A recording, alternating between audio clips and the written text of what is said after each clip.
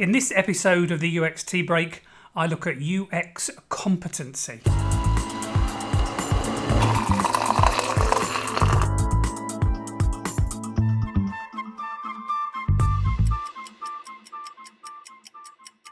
So this question came from Nicola, and Nicola wrote, I'm introducing an intern to the roles of UX. At the moment, she's been given various tasks to support research, but is struggling to see the big picture. Are there any resources you recommend to help explain the landscape of UX roles and help her understand how her practical skills fit? So I understand the problem that your intern faces, Nicola. One of the difficulties with the field of user experience is that many practitioners define the scope of the field based on their own competence. So as a consequence, you often find newcomers confused. Is user experience a design discipline? Do I need a degree in graphic design? Or is user experience a research discipline? Do I need a degree in psychology?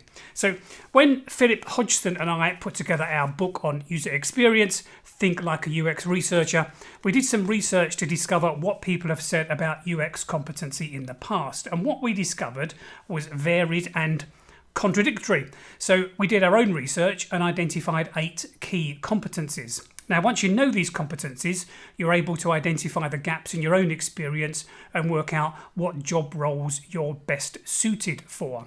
Now, in a 5-minute video, I'm only able to give you an overview of these competencies, but if you want more depth, the book, as they say, is available from all the best retailers. So the first 2 competencies we defined were user needs research and usability evaluation. User needs research is about understanding users' goals, motivations and needs for a product, usually by carrying out contextual ethnographic style research. Usability evaluation, on the other hand, is about being able to run usability tests and carry out expert reviews. So the user needs research competency is about doing generative research, and the usability testing competency is about evaluative research. In the analysis that Philip and I carried out, we identified these as different competencies because we found practitioners who were good at one type of research but inexperienced at the other kind of research. If you're strong in user needs research and usability evaluation, then it's no surprise you should be looking for jobs in user research. The next pair of competencies we identified were information architecture and technical writing. Information architecture is about uncovering users' models of the work domain and about organising, structuring and labelling content. Technical writing is about the ability to write content in plain English. If your skills are in information architecture and technical writing, then you should be looking for jobs as a content strategist. We also identified 3 separate kind of design competencies. The first was interaction design. Briefly, this is about describing the way user interface interaction should work. The second design competency was visual design. This is about laying out pages, choosing colours and typography, essentially knowing what looks good on screen. And the third competency was user interface prototyping. This is knowing how to turn your ideas into products and simulations that can be tested with users. We found that people who were strong in all 3 of these areas tended to work as product designers or creative technologists. But people whose main strength was in visual design tended to work as communication designers or visual designers. The final competency we identified was user experience leadership.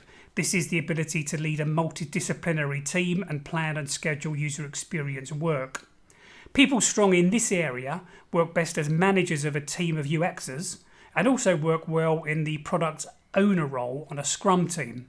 When they do the work rather than manage the work, you'll often find them working in service design, and that's usually because they have some abilities in all of these competency areas. Now, I know I've not been able to go into a great deal of depth in these competencies, but what's useful about having these is that you can now rate yourself in each of these competency areas. So depending on your pattern of results, you might be best employed as a UX researcher, a product designer, product owner, and so on.